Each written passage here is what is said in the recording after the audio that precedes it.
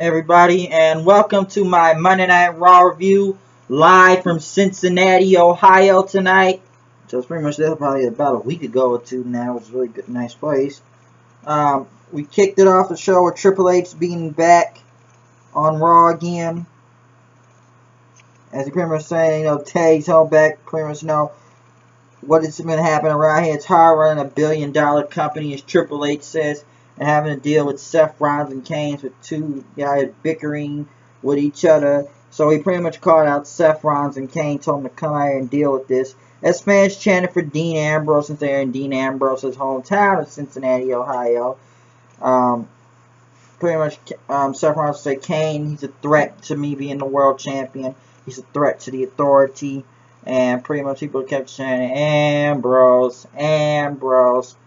And pretty much said you need to watch the moves Kane has made recently. And his fans still can chant it for Ambrose. He says, like, because he put Dean Ambrose in the match. I was like, okay, I put Dean Ambrose. I said Dean Ambrose. Are you happy now? I mentioned his stupid name. And everybody cheered. And he says, he questioned if Kane was even fit to be director of operations. Kane came out, was pissed at Seth Rollins, saying, like, we made you champion.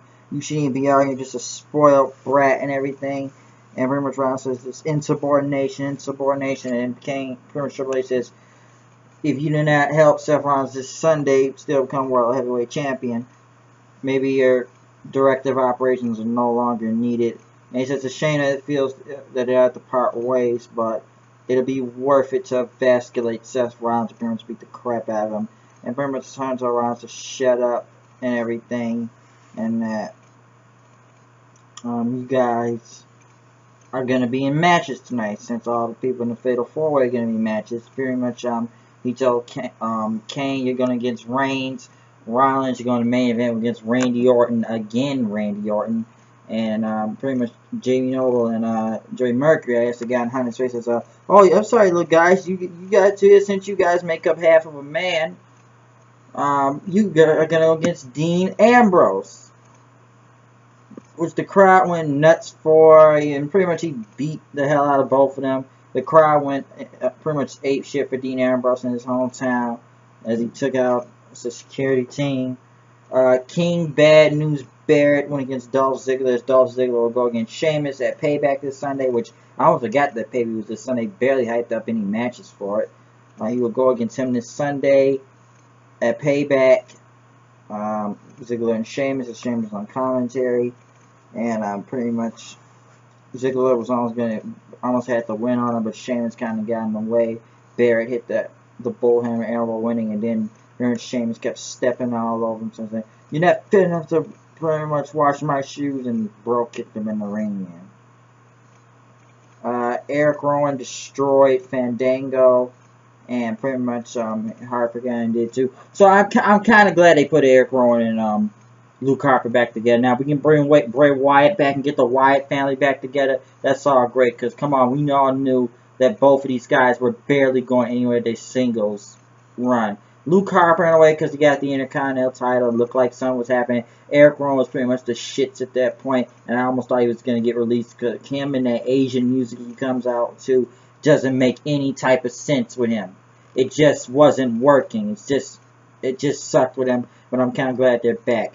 John Cena came out, as everybody pretty much cheered for him this week. He got more cheers this week.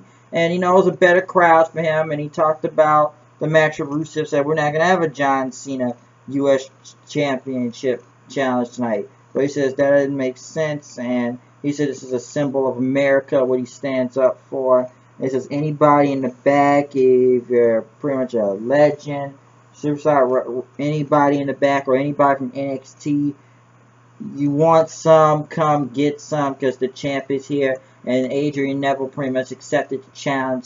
Cena went against him there, which is really a great match, I'll say that. We all knew Neville probably wasn't going to win it anyways, but he came damn near close, hit that red arrow, and pretty much after Rusev attacked him in the ring and kicked the hell out of Adrian Neville out of the ring, and then pretty much hit that accolade on John Cena, then taking him out. But the match was good for what it was, but the crowd, like, they was somewhat into it. They was mostly into it, what they could see out of it. Kane made his entrance to go against Roman Reigns. Pretty much both of them brawled with each other throughout the entire. The match never started. They brawled with each other and pretty much ended with Roman Reigns spearing Kane over the announce table, standing tall over him. So I guess Kane trying to do what he can to get back to good grace with the Authority. Tamina went against Brie Bella. God, her music is horrible. Brie Bella. Tamina won the match, and I don't know. I still don't understand why the Bellas are allegedly faces and nobody never even seen the turn. Like, they didn't even have an actual turn. They were heel, and then for some, like I said before, they automatically become faces. If you ask me, I think people are more on Naomi and Tamina's side because it's true what they're saying. Naomi would have been champion if it wasn't for Brie Bella and everything. So at least this stuff is kind of logical. To be honest, I am more on pretty much Naomi's side. I think people look at her as the face, her and Tamina, and I think they still look at the Bellas as heel. Because I just don't understand, where did the Bellas even become face in to begin with? And I know I probably said this the week or maybe week before, but tell me, where does any of this make sense that they became faces? Like, literally, somebody explain that to me. Because we know they didn't. Curtis Axel, or Axelmania, went against Damian Macho Man Mandow, or which they tried to say Randy Savage was rolling over his grave or check if it's spinning or something. And when they went against him, the Ascension came out and said, well, you can impersonate a legend. You're not this, you're not that. Even when Sandow tried to go for the elbow Macho Man drop, it looked like it was like an from the crowd. And then Ascension tried to attack him, and Sandow took him out, and he told Axel to do the leg drop, and he told him to do the leg drop, and he did it like Hogan. And when they knocked him out of the ring, they pretty much did a Mega Power. So allegedly now we have the Mega Powers 3.0 in the WWE. Like come on now. I thought Damian Sandow was done with the gimmicks. Like literally, I thought he was gonna be his own man. Had some new music. Maybe he was gonna go somewhere, get a push, something. But no. They gotta put him back in the gimmick city again of impersonating people every week. So now he has to be the Macho Man this week. And I already know the crowd's really that hype for it, but like, come on, I've seen better Macho Man impressions. Come on, if anybody knows, let's go all the way back to Mega Powers 2.0, if you want to say that. Let's go all the way back to TNA when Black Machismo, Jay Lethal, that was a hell of a Macho Man Randy Savage impression. Let's go with that. Hell, CM Punk doing the Macho Man L drop pretty much had like better reaction stuff. But I thought they were going to go somewhere with him. And then when they did the primetime players, impersonating the New Age Outlaws tonight, and which was really weird for Darren Young to like Billy Gunn's theme song, Ass Man, that much. Because we all know he's gay, so that probably was a gay joke in him, Ass Man and Darren Young. I'm not going to get into all that. But them trying to do the New Age Outlaws impression, which they said wasn't a go against them, it was more a tribute, but trying to say tag team champions of the world, and if you're not down, 2 words for you and all that, but the crowd members reacted and said, suck it, but I don't know what's with this whole Mega Powers, and that they're going to have a match at Payback on the kickoff, so you will see the Mega Powers 3.0 versus the Road Warriors 2.0 this Sunday. Ascension versus Axelmania and Macho Mandow, or whatever he is. Like, come on, man. We gotta go back to the gimmicks and the Mega Powers. Like I said, I've seen better impressions from Jay Lethal and even CM Punk with his elbow drop thing going. Like, I thought we were done with the gimmicks. First he's Miz's assistant being Miz, now he's the Macho Man. They gotta do better with Damian Sandow. Like, really, they gotta do something better. Daniel Bryan came out to Yes Chance, and for the past couple, he's been gone. He's been downtime. He doesn't like downtime, and he likes to be in the ring. And everybody reacted and talked about how the fans gave him the opportunity. They didn't give him a chance in the back. Pretty much the fans did. They gave him a chance to become champion. Now Stephanie took the title away from about a year ago, and pretty much it was a year ago right now. And he said he couldn't defend the championship, the Intercontinental title. He had an MRI, and He said he's going to be out for a long time. Could be weeks, could be months. Could be, say, could never even wrestle again, unfortunately. And he doesn't know what's going to happen with his career. And it's sad that literally damn near a year ago, Daniel Bryan had to give up the World Heavyweight Championship pretty much due to his neck. And now 1 year later, pretty much, he has to give up the Intercontinental Championship. And he said the title just can't be defended through a physical therapist chair. And he said he's going to leave this title in the ring and stuff. And he says he wants other guys to have shot at it. He wants to see people fighting for this Intercontinental title, like Ambrose, Barrett, Ziggler, all those guys. And pretty much everybody chanted, "Thank you, Daniel. Thank you, Daniel." He left the title in the middle of the ring. He went up to the ramp and pretty much turned around and did the yes chants then. And it's very unfortunate that Daniel Bryan has to go through this again. And I don't know when Daniel Bryan will be back. I still said he should have had that surgery instead of people that going to witch doctors or healers or wherever he went to.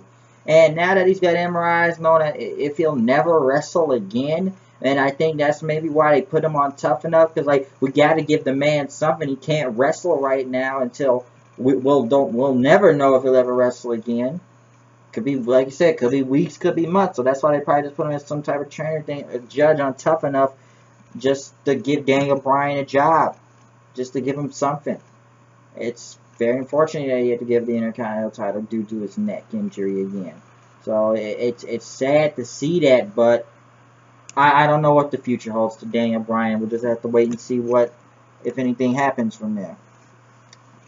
New Day came out, talked the New Day Rock's chance, and that the people were respecting, talk about Pete Rose and everything. As Cesaro went against Big E, which was an alright match. So that one, and pretty much now for the we're going to be having 2 pay-per-views in the same month now, since the Elimination Chamber is coming back, and that probably is going to be a one-time deal. So pretty much after Payback, 2 weeks from now, May 31st, the Elimination Chamber will be back. Which I thought they were kind of done with that pay-per-view since they, replaced it with Fastlane. So I don't know what's the deal with that. Elimination Chamber coming back, 2 pay-per-views in 1 month, but we'll just have to wait and see if it's good in that. Bray Wyatt came out talking about Ryback and that fear. Fear is what you see on the news. Fear is what you see in your paper about your economy being destroyed. And how Ryback, who shattered his ankle to a million pieces, has met with fate and, proved it wrong and stuff. But you never met a man like him, he says. And he's going to destroy Ryback. That sometimes the bad guy just always wins. He's just going to win. And that you need to just look up at fear and pretty much follow the buzzards. And pretty much after that, Ryback came out and pretty much destroyed Bray Wyatt. Which, like I said, at this point with Bray Wyatt, he talks all this stuff. And I feel like it's just like him talking, once again, great promos. But he never really delivers on his promise on what he's going to do. And it pretty much ends up into being him losing a match all the time. So pretty much kind of made him feel damn near worthless. Because talk about the nightmares and everything. Pretty much they could take out Ryback, but then Ryback pretty much comes out there and kicks the living shit out of Bray Wyatt and throw him out of the ring then. So I don't know what to say about that, but it just happened like that with his promos. Great promos, but I feel like he never delivers on the promise. I think like he has been losing too many matches lately. Seth Rollins went against Randy Orton. Pretty much ended by DQ and everything. So, yeah. Which I feel like I've seen Seth Rollins and Randy Orton so many times, even though they fought for the title last month. Pretty much at Extreme Rules pay-per-view and WrestleMania. So, I feel like I've seen that matches 1,000 times, and it pretty much ended in a DQ, which, I don't know, it's almost like watching Reigns and Show or Reigns and Kane, but not as worse as them, but it keeps happening and happening. And then pretty much Kane came out, held the chair, they didn't get in the ring. Ambrose and Reigns came out, and they started beating the hell out of Seth Rollins. Pretty much everybody hit their finisher on him, and then Reigns speared Orton, and Ambrose hit Reigns with the dirty deeds. Pretty much Ambrose standing tall in his hometown, getting the biggest pop tonight. So, yeah. It's pretty much every man for himself, fatal 4-way this Sunday, which I didn't even know they was doing a lot of matches. I don't even know all the matches for this Sunday. I feel like they're just thrown together at the last minute. I guess we'll find out probably later on SmackDown about every other match that'll be. And I think the tag team titles are done on a 2 out of 3 falls match this Sunday. So we'll just have to wait and see how that goes for Payback. But once again, it's me, Shabba coming to news reviews. I know I do. We'll just show you how it go. I saw, and now we're done this review of Monday Night Raw. I'm out of here. I'll see you guys later. Peace.